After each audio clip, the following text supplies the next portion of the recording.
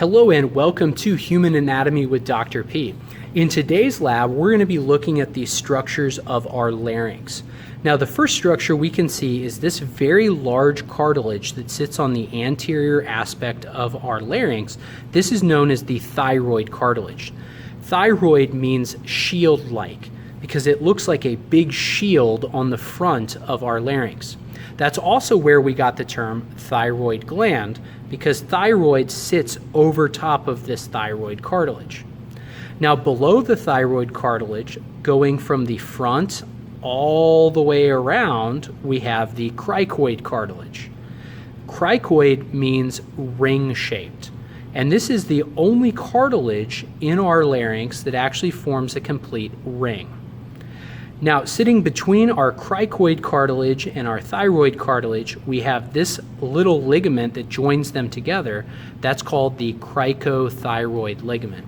And this ligament is very important in medicine because let's say that we have a patient who needs to be emergency intubated. In other words, they're not breathing and we need to reestablish an airflow.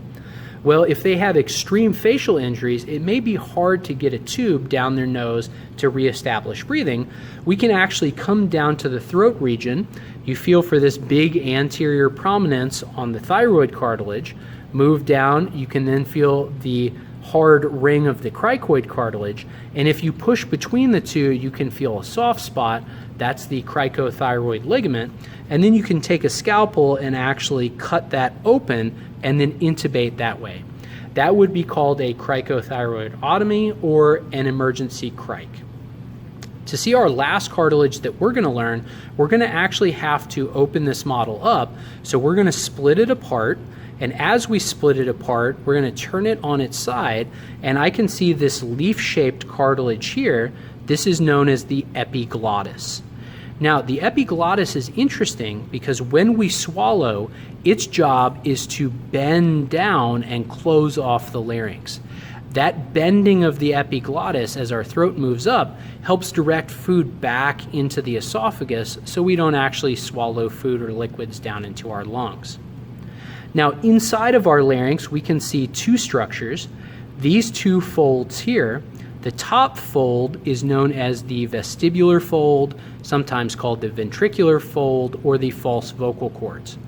Our vestibular fold is another way for us to essentially help shut off the glottis and the larynx when we swallow. This fold down here we refer to as the vocal fold. The vocal fold has little ligaments here that vibrate, and as they vibrate, we send air past them. That's how we generate sound waves. So the voice you're hearing right now is my vocal folds vibrating, creating sound waves in the air that are then traveling and being picked up by the microphone.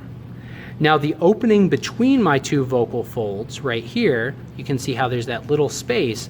That space would be the glottis, which is where we get the name epiglottis, above the glottis, above the opening between the two vocal folds.